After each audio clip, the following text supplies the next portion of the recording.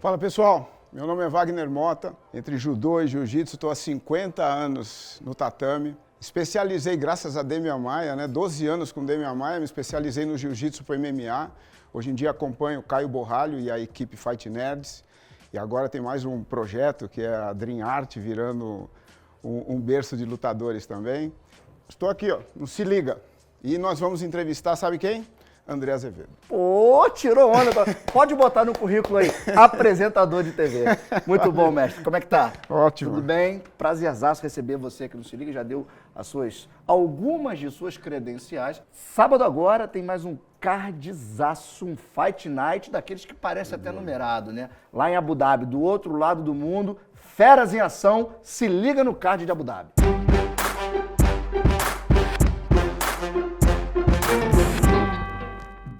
Na luta principal teremos Cory Sandhagen contra o Umar Nurmagomedov, e essa luta acontece na categoria dos galos.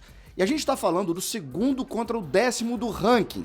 O Umar é o conhecido primo do Khabib e tá invicto, hein? Será que ele vai manter o legado da invencibilidade na família? Vamos ver. No Common Event, Shamar Magomedov pega pela frente Michal Oleksiejczuk pelo peso médio. O Shamar vai ter a sua terceira luta na organização. O cara tá invicto, mas o polonês é duro, é nocauteador. Vamos ficar de olho nessa luta também, hein? Deiveson Figueiredo, deus da guerra, também entra em ação nesse card. Ele que subiu de categoria, vai para sua terceira luta no peso galo, tá bem demais o Daico, 2 vitórias e enfrenta um veterano, Marlon Vera. Que lutão, hein? Nesse card ainda tem Tony Ferguson contra Michael Chiesa, 2 veteraníssimos. Mackenzie Dern encara Lupe Godinez, uma luta excelente na categoria até 52 quilos. Cauê Fernandes volta ao octógono e encara dessa vez Mohamed Arya no peso leve. E tem chutebox Diego Lima nesse card também. Elvis Brenner vem em busca de recuperação e pega o Joel Alvarez, e o Rolando Bedoya, que é peruano, mas treina em São Paulo, pega o Jai Herbert. As duas lutas rolam no peso leve. E para conferir esse card sensacional é muito fácil. Assine o UFC Fight Pass e faça parte do nosso time faixa preta. Belo card, presença massiva lá nos Emirados Árabes Unidos. A gente lembra alguma coisa, Abu Dhabi ou não? Claro. Anderson Silva e Demian Maia. Poxa, Minha segunda luta trabalhando com o Demian, logo de cara, título com o nosso ídolo. O Anderson Até Silva. aquela luta. Até aquela luta, até entrar no octógono ali. Não, na semana já foi deixando de ser. Já foi deixando de ser, né? Pois é, rapaz. Aproveitar que você entrou nesse assunto, Boa. conta alguma curiosidade daquele momento ali que vocês sentiram. Foi muita provocação no pré-luta, durante a luta foi muito deselegante o Anderson ali, e né, com aquela situação toda.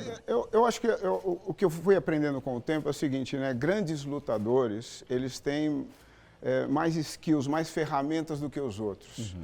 E o Anderson, ele sabe usar o jeito de falar, como falar, durante a luta também. Uhum. Então, era mais uma ferramenta para ele provocar, né? Como ele era um trocador daqueles raros que bate andando para trás, que são muito raros, então ele quer estimular o grappler a vir para frente. Sim, cair na armadilha. Isso, cair na armadilha. Então, mas, putz, a gente é bem sereno, Demian Maia ainda, né? Yeah. Sereno demais. O samurai, né? Foi provocado, foi chamado de playboy.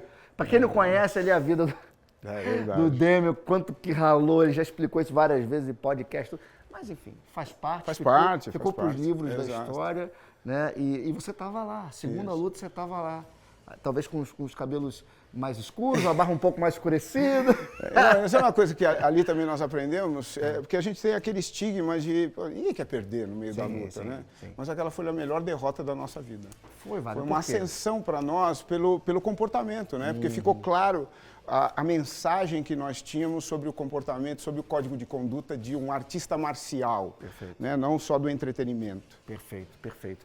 E aquela foi a segunda vez, e de lá para cá, me fala um pouco de momentos marcantes. A gente vai ampliar mais no resenha, claro. Mas de momentos marcantes assim, da sua carreira. Foi basicamente assim, boa parte desse teu processo no MMA foi com o Demian Maia, né? Olha, eu acompanhei o Fábio Gurgel contra o Bolander, Jerry Bolander, em Augusta, na Geórgia, né? Foi a primeira vez que eu tive esse contato interno com o UFC. mas acompanhar mesmo, viver corner, viver o treino do dia a dia, plano, estudar atleta, estudar o nosso atleta, preparar isso, Demian Maia. Essa é a minha escola mesmo. Certo. E aí você, era a equipe que se formou naquele momento, era você trabalhava o Edu Alonso junto, o Ivan, como é que era essa estrutura? Quando eu entrei, né, naquela primeira estrutura, o Demian veio da estrutura do Vanderlei Silva. Tá. Então, o Alejara era o head coach. Então, eu fui passando por algumas transições, né? Depois do Alejara veio o Dória. Certo. Depois eu tive um momento e aí veio o Eduardo Alonso. Certo. Ah, você então era head coach naquela eu fui head coach na transição do Dória até nós encontrarmos um head coach que foi o Eduardo Alonso. Entendi. Foi uma luta. Foi uma luta, de resto você era o cara do jiu-jitsu que estava ali, que acompanhava o Demian. E a tua história do jiu-jitsu? Eu ouvi dizer, um passarinho verde me contou que existe uma luta que nunca aconteceu. Wagner Motta e Carlão Barreto. Que história é essa? Não, essa nunca aconteceu. Existiu alguma rivalidade? Não. Sempre que eu encontro... Primeiro assim, né? Quando o Marcelo Bering veio para cá e eu entrei nesse universo competitivo de jiu-jitsu, São Paulo não tinha essa... Você precisa ser campeão carioca, né? O negócio mesmo era ir para o Rio. E para o Rio nós tínhamos os nossos ídolos... Né? O Carlão estava uma faixa à frente, então eu já ficava mirando, né? Quais são meus próximos passos, né? Mas eu falo para o Carlão que o primeiro contato que eu tive com ele chegando no Atlântico Sul, que era o campeonato fantástico que tinha, era um campeonato que atravessava a madrugada, era um fenômeno o negócio. Chegando lá, para mim, meio uma confusão ainda, para onde eu vou, eu vi um dos meus próximos adversários lutadores, fui perguntar para ele, aí ele me situou, me colocou lá no lugar, mas o nosso contato foi assim. Ah, que legal, que legal. E você começou no jiu-jitsu, então, sendo aluno do Marcelo Bering. Marcelo Bering, Você veio do judô, onde você treinava judô? Faixa preta de judô também? Isso. Competiu no judô? Competi, vivi no judô. Sou da geração, né, nasci em 64, né, então sou da geração do Aurélio Miguel. Ah, que legal, cara. Chegaram a treinar juntos ou não? Não, cheguei a lutar e levar Você lutou com o Aurélio Miguel? Eu lutei com o Aurélio Miguel, levei um belo Yoko na época que tinha o Yoko. Que tinha, é verdade. Que legal, Wagner, eu não sabia dessa história. Essa história. Bacana. Aí você migrou pro jiu-jitsu, Marcelo Bering, competiu no jiu-jitsu, formou faixa preta. O Marcelo Bering, quando ele faleceu, era faixa roxa. Ah, tá. Aí fui pro Fábio Gurgel. Tá. O Fábio Gurgel me graduou de marrom. Depois ainda teve uma cisão. Aí eu acompanhei Tererê, Teles, Demian, Leozinho, né? E aí minha faixa preta veio desse grupo. Entendi. E me diz uma coisa, você sempre sentiu que você tinha esse viés do professor? Porque nem todo faixa preta, competidor, tem essa facilidade em ensinar. Você é um professor. Eu vou ter que voltar a uma história muito antiga. Eu nasci aqui na freguesia do Ó. Aos 7 anos de idade, meu pai faleceu. Faleceu em janeiro, então quando eu fui para a escola, já estava com meu pai falecido, fui para uma escola de freira e já comecei ali a ser abraçado pela insegurança. Né? Tanto do bairro, minha mãe trabalhando, não ficava num cortiço, ficava na rua ali perto de casa. Então a insegurança me abraçou muito cedo e eu queria resolver isso. E ficava muito na televisão e assistindo filmes, super-heróis, séries, Kung Fu, que tinha na época. Eu vi duas coisas, quem eram as pessoas mais poderosas que existiam. Né? Então, a primeira era minha mãe, a segunda era a professora. Né? E aí eu comecei no caso, e os outros eram os super-heróis que eu assistia. David Carradine, lá do Kung Fu. E aí eu falei o seguinte, assim, por mais que eu tenha essa história de me achar vítima naquela época, eu vi com o dom da matemática. Matemática foi uma coisa que, não sei, eu nem sabia que eu era tão bom de matemática. E aí vi que as crianças ali que me batiam, os mais jovens, eu não tinha irmão mais velho nem nada, né? Eles tinham um probleminha com a matemática e quando chegavam com o diploma com as mães sapecavam os filhos. E aí eu ofereci para elas dar aula de matemática. Então eu sou professor desde os 7 anos de idade. Que legal. Cara. E assim elas me protegiam para não bater. Se me bater, eu falo para tua mãe. E eles tinham aquela coisa ali que sabiam que você podia ajudar, para eles não apanharem também. Né? Então a primeira estratégia minha foi ser professor. Entendi. Então isso já te acompanha Já me desde acompanha, pequeno, né? eu aprendo, quero ensinar. Existe alguma coisa, ou várias coisas, da programação neurolinguística, por exemplo, que você pode ser aplicado no MMA e você já aplicou isso na prática desde o Demian, já faz isso com a galera da Fight Nerds? Como é que você trabalha isso? Bom, isso primeiro começa com o Demian, né? Quando o Demian chamou para esse desafio, né? Vem ser meu técnico de jiu-jitsu pro UFC, né? Não é nem MMA, já direto UFC, né? Eu já senti o desafio, mas também entendi uma coisa, eu vou entrar em todas as casas de jiu-jitsu, né? Não vai ter bandeira, né? Nós vamos aprender, nós vamos investir em conhecimento e uma coisa que eu sempre tive certeza de vir da arte marcial, de competir, nossas verdadeiras batalhas são interiores. Então eu falei, Demian, eu preciso conhecer os maiores centros de treinamento do mundo, quero conhecer. Conhecer, você tem uma parte que é física, todo mundo fazendo força, potência, condicionamento, mas você tem uma parte mental e emocional. Sim. E nessa mental e emocional, eu perguntei para os professores, falei, o que te formou para você estar dando aula aqui? E todos falaram programação neurolinguística. Chamou atenção. Aí eu falei, não, isso eu quero aprender. Então, graças a esse desafio que o Demian colocou para nós todos, né?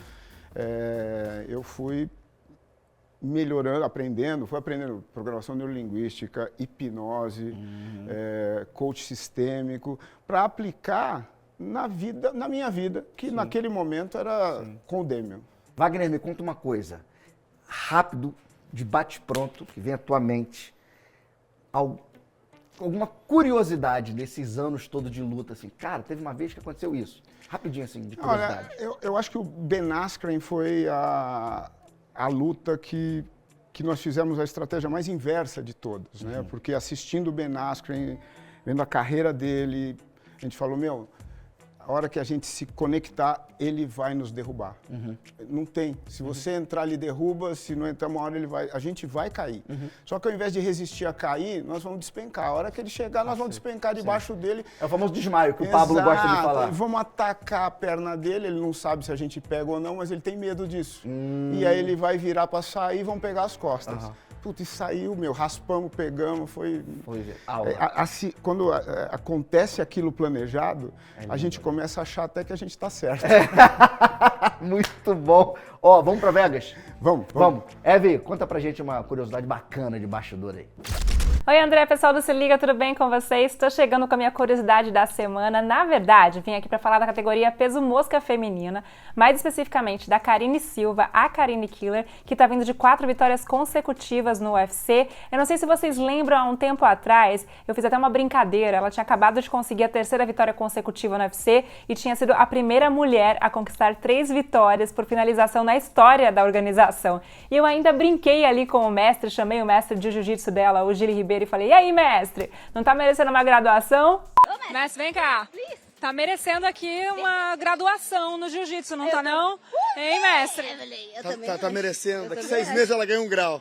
Depois, o André Azevedo e o Carlão Barreto receberam a Karine lá no Resenha UFC e tentaram ali dar uma ajudinha pra ela conseguir essa graduação no jiu-jitsu. Eu achava que ela era faixa preta, Carlão. Hoje ele, vambora! Mestre, ó, não sou eu que tô pedindo não, ó. O povo clama. Eu tô quietinha. E não é que a Karine Killer agora é faixa preta de jiu-jitsu, a graduação finalmente chegou e ela vai contar pra gente agora como é que tudo aconteceu. Fala, galera do Se Liga, oi Eve, tudo bem com vocês? Vim compartilhar uma grande conquista na minha vida pessoal e profissional. A tão clamada e tão sonhada faixa preta finalmente chegou. Eu fui graduada no dia 13 de julho, esse mês, pela minha equipe, o meu mestre, Gili Ribeiro. Foram 13 anos de muito trabalho duro e não foi fácil, viu? Mesmo sendo recordista em finalizações no primeiro round no UFC, isso não tocou o coraçãozinho dele. E eu tive que conquistar a minha faixa grau a grau. Então eu tô muito contente com essa conquista, vim compartilhar com vocês. E sabendo disso, a responsabilidade aumenta ainda mais e é claro que a minha dedicação também. Então bora pros próximos passos. Muito obrigada pelo apoio de vocês, pelo carinho. Tamo junto! Tá aí, merecidíssimo, né, gente? Karine Killer agora é faixa preta de jiu-jitsu. Cuidado, hein? Se já tava dando trabalho na divisão, imagina agora, hein? Semana que vem eu volto com mais uma curiosidade aqui no Se Liga. Beijo pra vocês! Beijo, Veveca. Show de bola. Prazer falar contigo aqui no Se Liga. Wagner, chegou a hora dos nossos desafios. Desafios. Mas hoje a gente vai fazer um desafio diferente. Na verdade, são dúvidas, curiosidades e informações para o público em geral, que acho que a gente tem que aproveitar esse momento contigo, você tem uma larga experiência nesse assunto. Me fala algumas coisas, talvez 5 coisas ali, que são pontos importantes da programação neurolinguística, o cara programar ali o cérebro para um lutador, assim, coisas que são fundamentais que você pode resumir para a gente, assim, tópicos. A primeira coisa é ele acreditar que ele pode ter uma mudança, uma transformação emocional, um domínio sobre as situações com muita rapidez, né? Então, porque o lutador, a hora que a gente começa a trabalhar com ele tem uma luta sábado. Sim. Né? Então, não dá para fazer coisas distantes, precisa ser muito impactante. E vamos dizer, a PNL, a proposta é essa, fazer mudanças muito rápidas, né? Então, uma das dicas que eu dou é, primeiro, a pessoa entender o seguinte, agora usando o poder coach, né? A gente sempre quer ir do ponto A ao ponto B, né? A gente está num ponto e quer chegar em algum lugar, né? Perfeito. Então, se eu estou num ponto, eu preciso saber onde estou. Certo. Né? Então, essa já é a primeira coisa na programação neurolinguística que você começa a aprender. Fica lá, puta, estou nesse corpo, como funciona esse corpo, vou aprendendo sobre minhas limitações e minhas qualidades, mas eu vou aprendendo também onde eu estou situado. Por exemplo, eu estou situado dentro de um cage do UFC para lutar MMA. Ah, isso o cara já mentalizando. Isso o cara já está mentalizando. luta. E aí, quando ele está mentalizando aquilo, ele se tocar de uma coisa. Se ele está na mentalidade de impedir, eu vou impedir que o cara me dê um soco, eu vou impedir que o cara me quede, ele só está atraindo isso. Certo. Então, o lutador, em vez de trabalhar o impedir, ele vai trabalhar o jogo dele. Entendi. Apesar do outro lutador ter todas as qualidades que tem, como que eu me coloco dentro desse jogo? Eu não quero impedir nada. Como é que eu posso... Você quer agir, talvez. Como é que eu posso estar dentro, onde estou, né? Se eu estou dentro de uma caixa que só tem soco, cotovelada, joelhada, chute, agarrão, queda, estrangulamento, não posso deixar de permitir que isso aconteça. Sim, invariavelmente, Exato. possivelmente isso vai acontecer em algum momento. Outra coisa simples é o que estimula teu golpe. Então, vai fazer uma investigação, vai fazer essa investigação no treino, porque o golpe pode ser estimulado primeiro pelo plano e estratégia. O outro, ele pode ser por uma cobrança pessoal. Você está se cobrando, não, eu preciso ter esse desempenho, eu preciso mostrar tal golpe, Preciso eu preciso fazer alguma coisa. E a galera entra se cobrando pra caramba disso. O outro revide. Certo. Tomei uma, não, agora é minha vez. Né? E tem o reconhecimento. Eu quero ter o reconhecimento dos outros, que eu sou lutador, que eu sei me mover.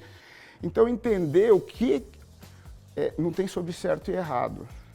Essas 4 motivações, elas podem melhorar teu desempenho ou piorar teu desempenho. Você e aí pode você ser frustrado e não está preparado para aquela frustração. Exato. Porque você tem lutador que, por exemplo, com revide cresce.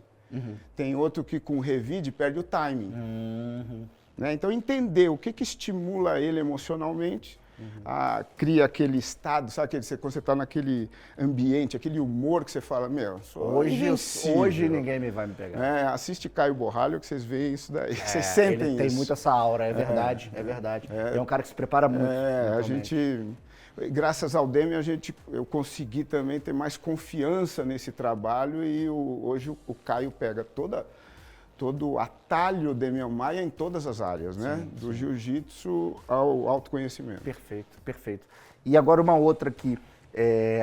5 coisas, não vou botar 5, algumas coisas ali do jiu-jitsu que são altamente eficientes no MMA, que você poderia falar pra gente da tua experiência. Assim, eu vou começar pelo não eficiente. Você vai treinar jiu-jitsu, vai treinar com kimono, tem algumas guardas que você não vai utilizar. Né? Você não vai utilizar guarda-aranha. Laço. Laço. Então, tem algumas coisas que você vai se focar. Vai se focar em quê? Antigamente, por baixo, numa guarda fechada. Não dá, os caras já aprenderam a lidar, grana em pau. O cara está por cima, ele já está ganhando. Então, se eu estiver por baixo, eu preciso estar com uma guarda que eu tenha uma facilidade entre raspar e finalizar. e Demian Maia, meia guarda. Sim. Então, por baixo, é meia guarda. É meia. E acabou, né, sabe? A gente só trabalhou isso daí. Entendi. A outra coisa, estou falando por baixo, né? Mas o lutador de jiu-jitsu tem que aprender a se conectar Sim. e botar para baixo.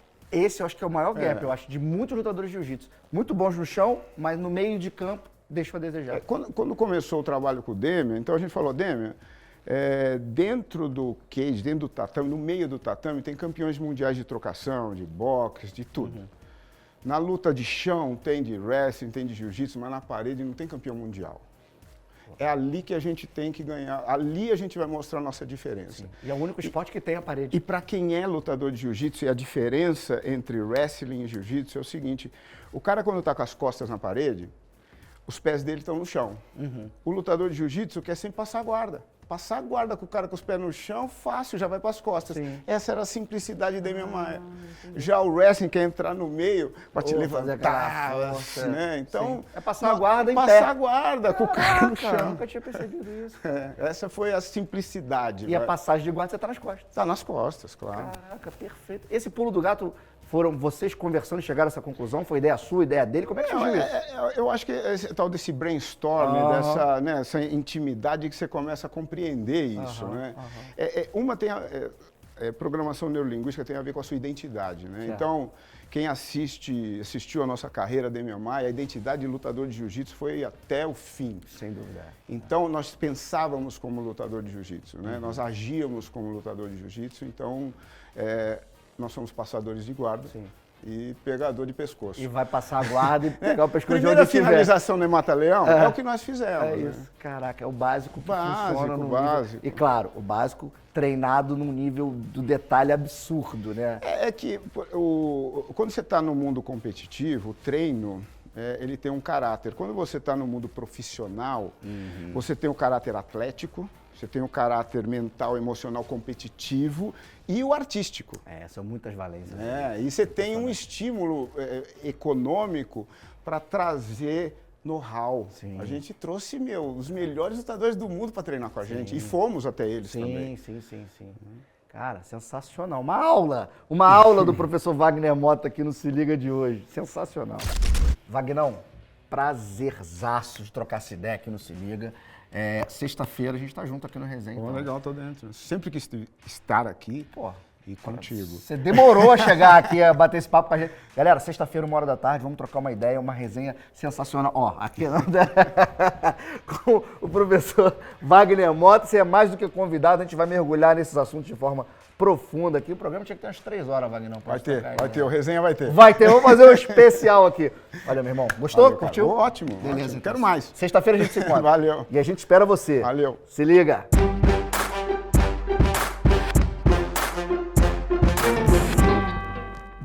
Emirados Árabes Unidos, é isso mesmo? É isso mesmo.